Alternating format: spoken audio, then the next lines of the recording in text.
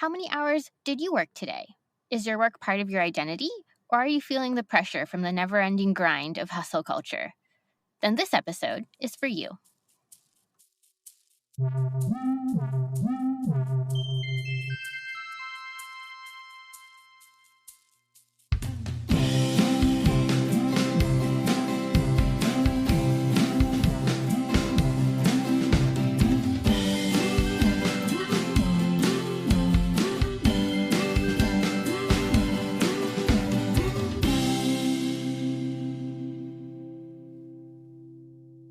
Welcome to the Secret Life of Numbers podcast, the podcast where we dissect everyday numbers and statistics to find the stories behind them.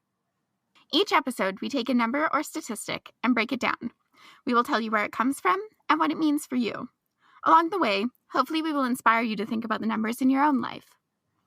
I'm Levannia, your data scientist on call. I'll be breaking down the numbers. I'm Lindsay, your data translator. For when Levannia gets too technical on us, I'll be breaking down the rest. All right, let's jump in.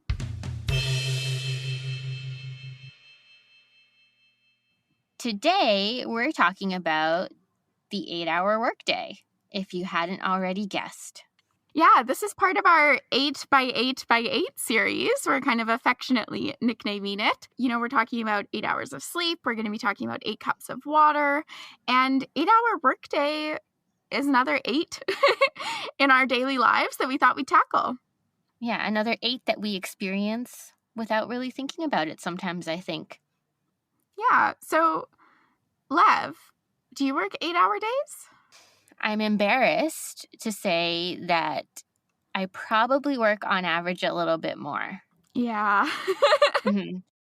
It is a bit of a struggle because work-life balance is difficult now, given that I work from home with the pandemic. So working from home is also living at work. It's always very accessible to me to just log on and continue to work if I've got some stuff that I need to finish up. Creating those boundaries has been difficult and has increased my working hours. I feel that a lot. I'm a med student, so I'm in medical school full-time. We do about 35 to 40 hours of learning, either in the classroom or at the hospital every week. That doesn't include time studying or doing things related to med school. So yeah, I definitely don't have those 8-hour days, but I also wouldn't trade my, 55 plus hours a week for anything else. Yeah, it's true. I do enjoy my work. So I guess I'm buffered a bit from the negative burnout effects of overwork, but it is true that I work a bit more. Yeah, I feel so privileged to get to learn medicine, to get to study medicine and eventually become a doctor. For me, the hours that it takes are par for the course and part of the journey, and I feel so fortunate to get to spend those hours. So, I wonder how you'll feel when you start working. We'll see.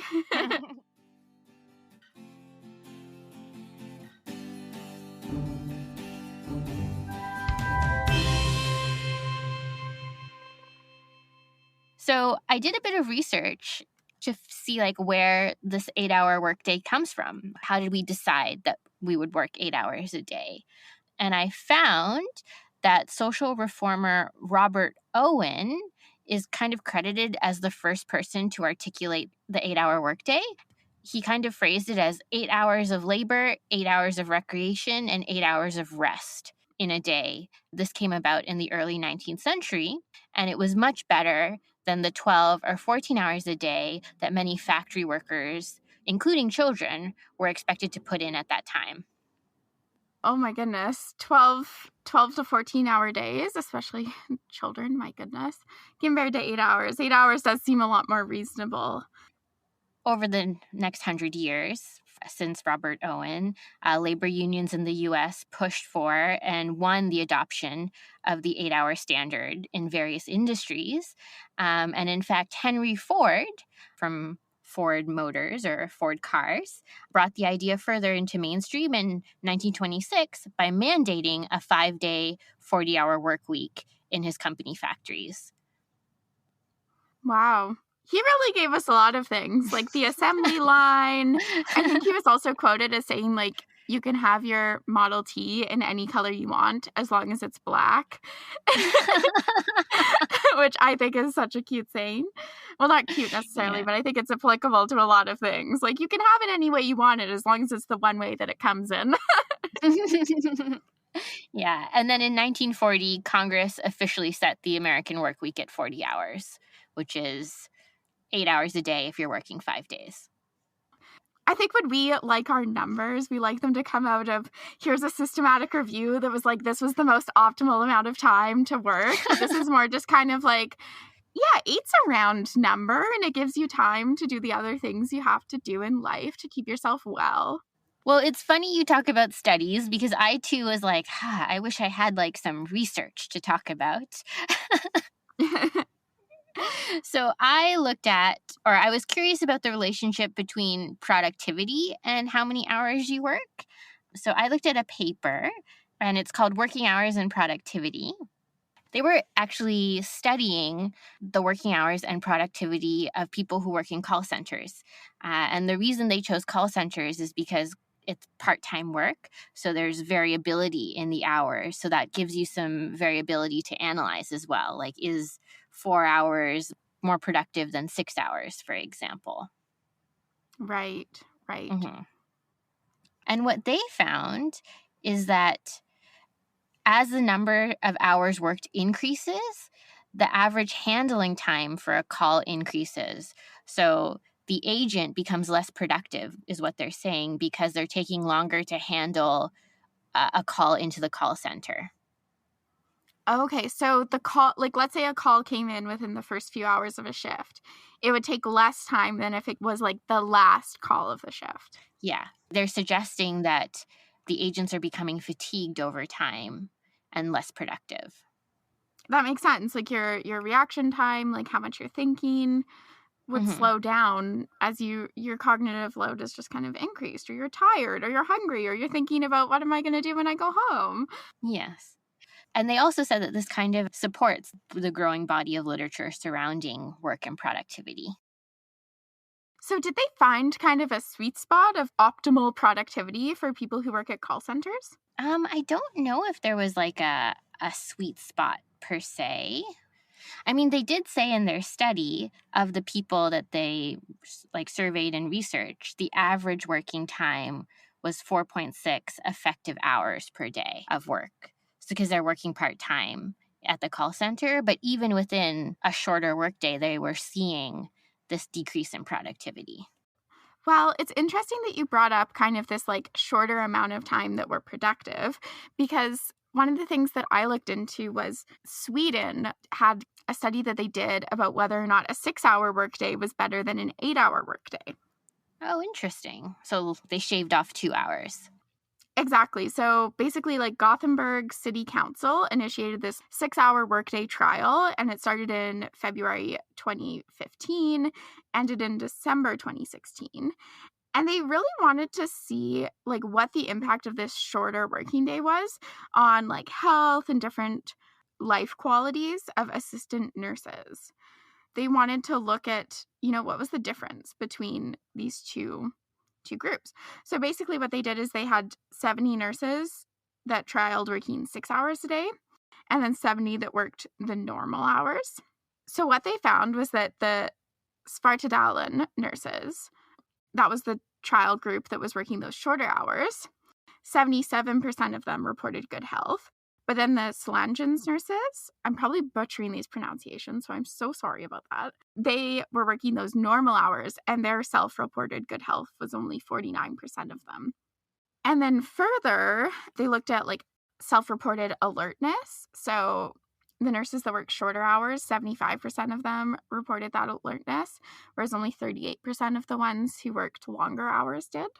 And they found the same sort of numbers with self-reported measures of like how calm you are. So working less hours, they reported that they were more calm, or they felt more calm. Working less hours, they reported they were more calm, they were more alert, and they had better overall health.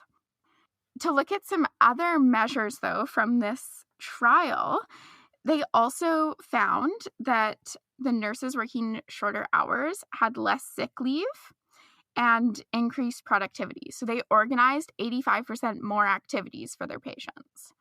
Oh, wow. Okay. So that's substantial. Yeah, so like things that are really good for patients, right? Especially Hmm. I think these might have been elderly patients too. So like that stimulation of activities is really important. So you might be wondering like what's the downside? Right, if we Yeah. have all of these like awesome benefits, Like, what's the catch? it is more expensive. This trial cost the city $1.3 million. And that's in American dollars, like converted, Hmm. because they had to hire more nurses to cover the other hours. And one of the things is that it seems like based on this pilot project, it can work well for like nurses in this specific situation, but it doesn't always translate to like other work environments and work cultures. So if you think of a startup culture, for example, where you're trying to be first to market, you're trying to really push the boundary, beat the competition, you're going to try to be fitting so much more into like reduced hours that it doesn't necessarily make sense, or it might not actually increase your productivity because you might feel overwhelmed by how much you now have to fit into a shorter workday. I'm curious though. So it costs more money, but they were also producing more work. Like, were the benefits of them producing more work, like, did it offset the like additional funds that were required?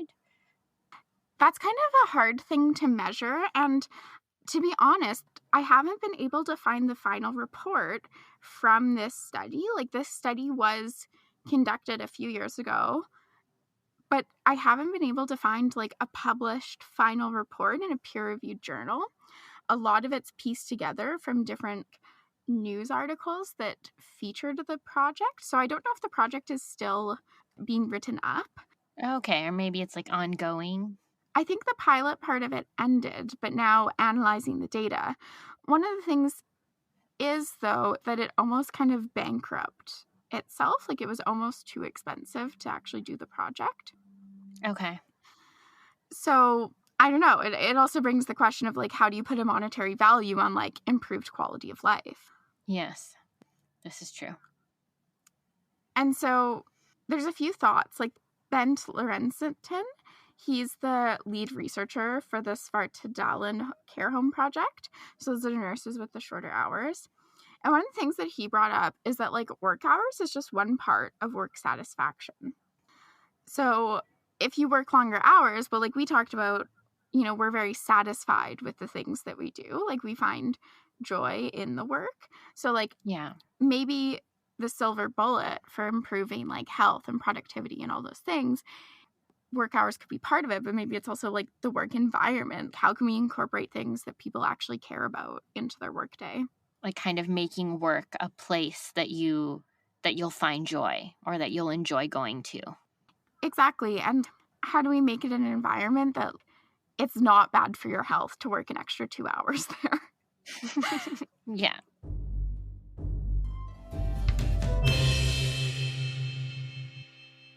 So I guess that leads us to our next question. Is working long hours actually bad for your health? Like, if these nurses are reporting like being more alert, feeling better, like health-wise generally, what are we doing to ourselves by working 8 hours plus?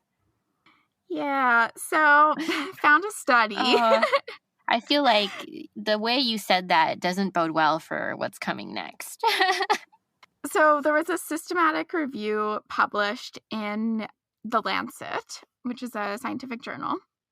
And it wanted to look at what's the relationship between longer working hours and, risk of cardiovascular disease. So like heart disease, stroke, etc. They took unpublished data from 20 different cohort studies that were part of this kind of consortium called the Individual Participant Data Meta-Analysis in Working Populations, abbreviated to IPD work consortium.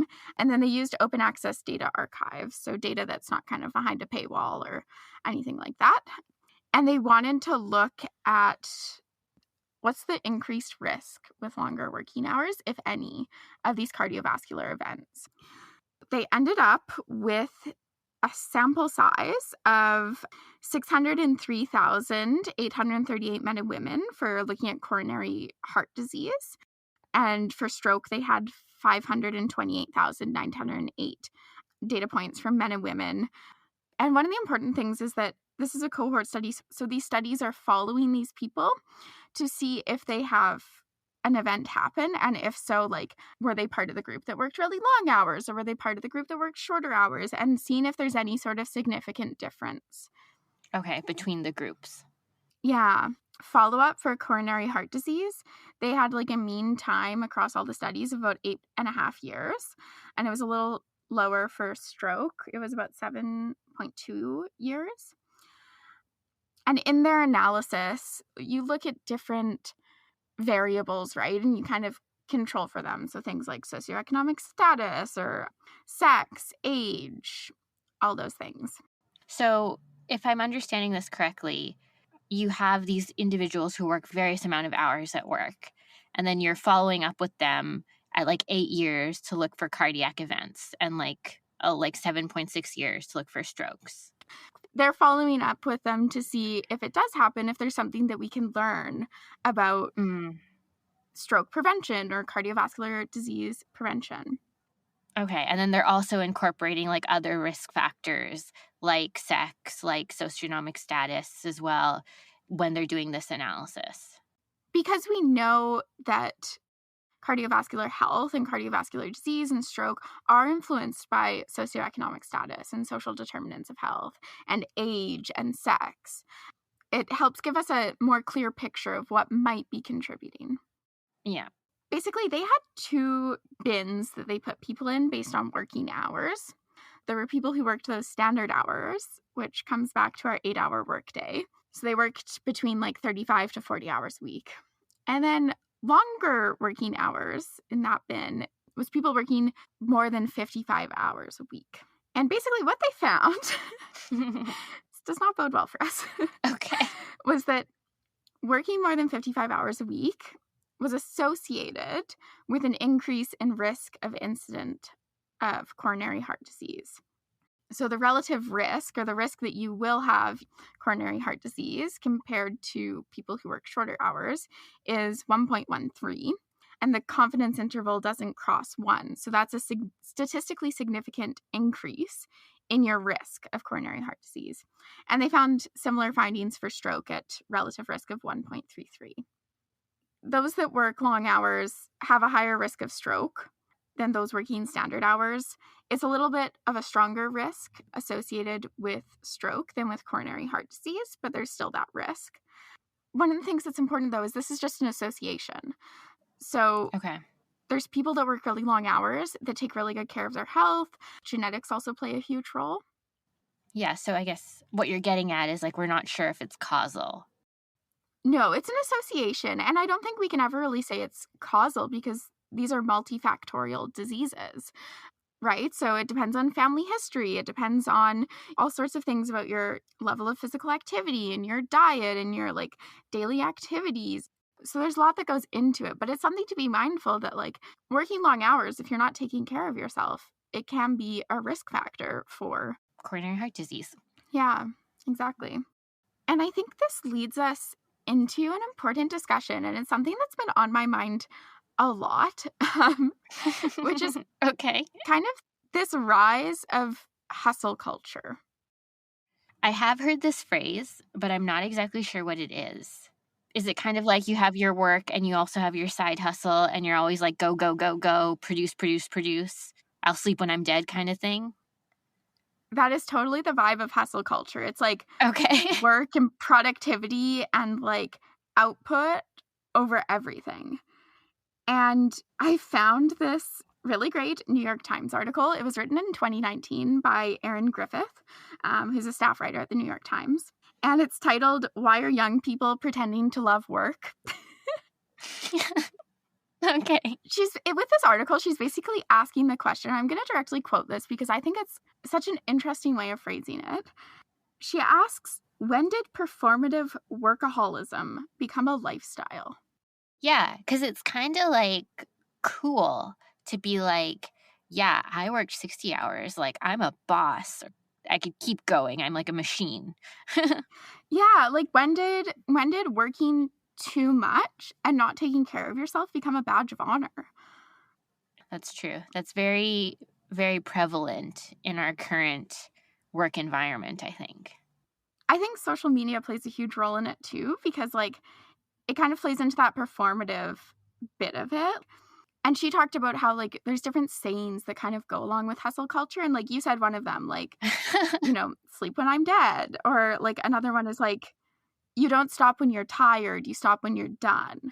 How she described hustle culture is that it's obsessed with striving, relentlessly positive, it's devoid of humor, and once you notice it, it's impossible to escape. Okay. One of the things that she kind of builds on with that is like we've had this change in our perception of work and how you spend your time playing too. Because what she kind of talks about, building on that definition of you can never escape it, is, and this is a direct quote, one never exits the work rapture, in which the chief purpose of exercising or attending a concert is to get inspiration that leads back to the desk. So it kind of plays into the fact that like once you're in that hustle culture mindset, even your time that's supposed to be rest, that's supposed to be like self-care, becomes a means to become more productive the next time you sit down to work. Because like work is like still in the back of your mind. Like, how can I use this relaxation time to help me get better at work? Exactly. And I definitely am guilty of that sometimes. Like sometimes my exercise, I'm like, oh, I know I'll study better if I go for a run right now. Oh, yeah, for sure.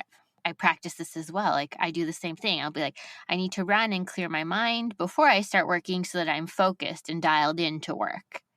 Yeah, and it never ends. And I think one of the first steps to like combating that mindset is to just be mindful of it. And be like, no, it's enough to go for a run just to go for a run. I don't have to go for a run for work.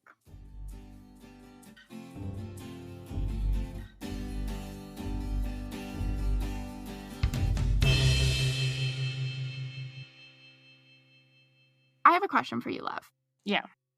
Do you consider your vocation or like your work as part of your identity? As part of my identity. Wow. Okay. So I consider the fact that I'm a data scientist to be part of my identity, but I don't think where I work is part of my identity. Like, I could be a data scientist anywhere. I kind of feel the same way. Okay. Because I think about like, let's say you're in an elevator with someone Okay. and you have to explain to them in like 30 seconds or less who you are. Odds are some part of that explanation is going to be something related to like what you do. Yeah. Whether it's like a job or something you study or something that really takes up a lot of your time. Mm-hmm. Like if I was to introduce myself in 10 seconds and be like, hi, my name is Lindsay. Like I'm from such and such place and I'm a medical student. It becomes like the easiest way to give people a snapshot of your life. And it becomes part of who you are. It's never just like, this is who I am without work. It's easy to end up defining yourself by it. And this is talked about in the article. It's like in the new work culture, she says, enduring or even merely liking one's job is not enough. Workers should love what they do and then promote that love on social media, thus fusing their identities to that of their employers. Those are fighting words. They are fighting words. One thing that's interesting is like this kind of purpose and identity shift. Like one theory that she has is that this can kind of be tied to like people's desire for a purpose. And like we've noticed that rates of religiosity or like identification with a religion or a higher power has dropped over time. And she thinks that, work might be becoming more of our church. Yeah. I mean, I guess it certainly is true. Like, a lot of people are like, I want to do something I love and something that has meaning and something that helps others. And that way I know I'm helping others with my work. I don't necessarily think that part is a bad thing either. We should be spending time on things that give us purpose. We should be spending time on things that give life. Like, I guess it becomes bad for us when we begin to tie it to our identity and we begin to like overwork because we don't feel like we're doing enough, maybe. Yeah, and I think it puts us at like this really high risk of burnout, which is something that we've talked about. Well, not we necessarily, but as a society, we've talked about a lot, I think, especially during the pandemic, of like burning out. And one thing that's really interesting is that burnout was actually added to the DSM-5, which, if you're not familiar with it, is kind of like the handbook of psychiatry. Like, it has all the kind of diagnostic criteria for like disorders that are recognized as psychiatric disorders that we can diagnose and treat. Not everything's in the DSM-5, and it's something that's constantly kind of... Yeah, it's like a working document. Like, it changes with time as we learn more. Yeah, so I'm sure the DSM-6 will have things that the DSM-5 didn't. But burnout was added to it, which I think just kind of speaks to the fact that burnout is a health issue. It's a health risk. It's not just you overworked, and it has nothing to do with your well-being. It's very real. And I think just recognizing that goes a long way to like being able to say, I need to take a break when you need to take a break. I agree. For any of our listeners out there who are experiencing burnout or who are struggling with their mental health as it relates to hustle culture in their work, we want you to know that you're not alone, and we will also have resources in our show notes. So, Lindsay, do you know what time it is? I think it's time for a science seed. It is our favorite part of the episode. So each episode, we like to give our listeners something to think about, a science nugget to help you think more critically about the numbers and statistics and really the science you hear every day. So Lindsay, do you want to take it away this week? Kind of coming off of our talk about work and productivity and how that relates to hours, our science seed for today is that more isn't always more. In both science and life, quality matters, in my opinion, a lot more than quantity. So, for example, the quality of work that you do in 6 hours might be more valuable from a work perspective than 8 hours of mediocre quality of work, even though it's longer time. And the same is true in science. So it's better to have one really, really high quality randomized controlled trial, for example, than 5 anecdotal pieces of evidence. And the reason being, like, that one piece of research can help us make conclusions, whereas the 5 pieces can't necessarily give us enough information. Exactly. And it's not to say that those aren't necessarily worthwhile. Like, sometimes we don't have the resources or even just the numbers of participants or like instance of a pathology to be able to make a randomized controlled trial. Mm-hmm. But, you know, there's this emphasis, I think, nowadays of like productivity and like how many publications do you have or how many hours did you work and what did you do? And just taking a step back and thinking like more isn't always more. Sometimes it's about the quality, not necessarily pumping out as much as you can as quickly as you can. And also, I'd like our listeners kind of like as they're working to maybe think, how productive are you being? Like we said, there's a difference between working and being productive. Yeah. So check in with yourself. Thanks for listening, everyone. You can find us on Apple Podcasts, Spotify, Google Podcasts, or wherever you find your podcasts. You can find the references we use for this episode in our show notes. A special thank you to Julian Bertino, who does our sound editing and music. Do you have a question from something that we talked about? Or an idea for a number that we should cover next? Leave us a 5-star review on Apple Podcasts with your question, and we just might answer it in our Burning Questions episode after season 2. In the meantime, follow us on Instagram at The Secret Life of Numbers. We'll catch you next time on The Secret Life of Numbers, where the numbers can run, but they can't hide.